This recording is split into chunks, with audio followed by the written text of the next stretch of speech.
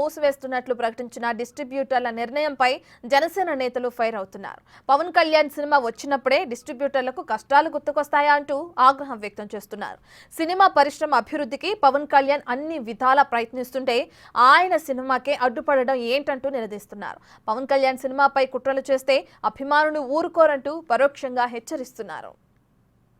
ప్రభుత్వంలో ప్రతి సినిమా కూడా సినిమా ఓనర్లు వెళ్ళి, సినిమా తీసిన నిర్మాతలు వెళ్ళి, నటులు వెళ్ళి, ముఖ్యమంత్రిని కలిసి సంఘాలుగా వెళ్ళి బతిమాడుకున్న సందర్భం మనం చూసాం.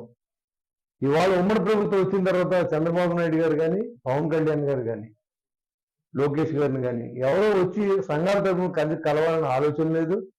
మనం ఏంటంటే ఈ రాష్ట్రం బాగుపడుతుంది, రాష్ట్రంలో సినిమా తీస్తే మనకు అభివృద్ధి చెందుద్ది, వైజాగ్ నగరాన్ని అభివృద్ధి చేయాలని చెప్పి ప్రభుత్వం అనుకుంటే దానికి సహకరించకుండా ఇవాళ ఈ సినిమాలను కూడా అడ్డం పెట్టే పరిస్థితికి వచ్చారంటే వాళ్ళు విజ్ఞతకు వదిలేసిన అవసరం ఉంది. పవన్ కళ్యాణ్ గారి సినిమా హరహర వీరమల్లు 1వ తారీఖున రిలీజ్కి సిద్ధమైంది.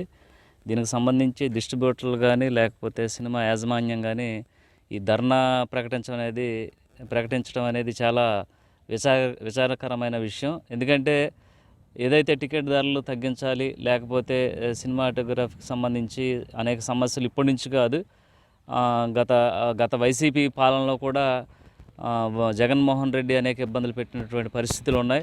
కానీ ఇప్పుడు ప్రత్యేకించి పవన్ కళ్యాణ్ గారి సినిమాని ఈ విధంగా ఆపడం కోసం ఇలాంటి రాజకీయాలు చేయడం అనేది మేము తీవ్రంగా ఖండిస్తున్నాం.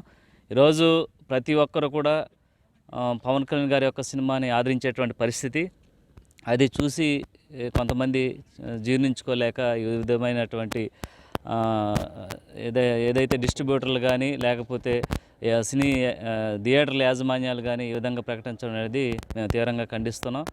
పవన్ కళ్యాణ్ గారి సినిమా ఎప్పుడు వస్తే అప్పుడే మీకు కష్టాలు గుర్తొస్తాయా? కానీ పవన్ కళ్యాణ్ గారి సినిమా ఇంకో వారం రిలీజ్ అనగా అంటే ఒకటి పవన్ కళ్యాణ్ గారు వినోదాన్ని ఇస్తున్నారు మాకు.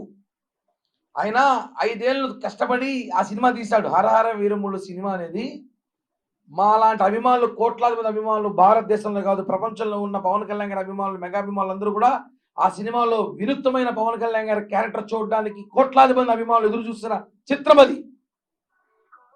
ఆయన డిప్యూటీ సీఎంగా ఎన్నో సేవా కార్యక్రమాలు చేస్తూ బిజీగా ఉన్నా కూడా ఆ సినిమా అభిమానులకు ఇస్తాను, మాట ఇచ్చాను, నేను ఈ 3 సినిమాలు చేసి తీరుతానని చెప్పి ఆ సినిమాలు చేసి తిన్నారు.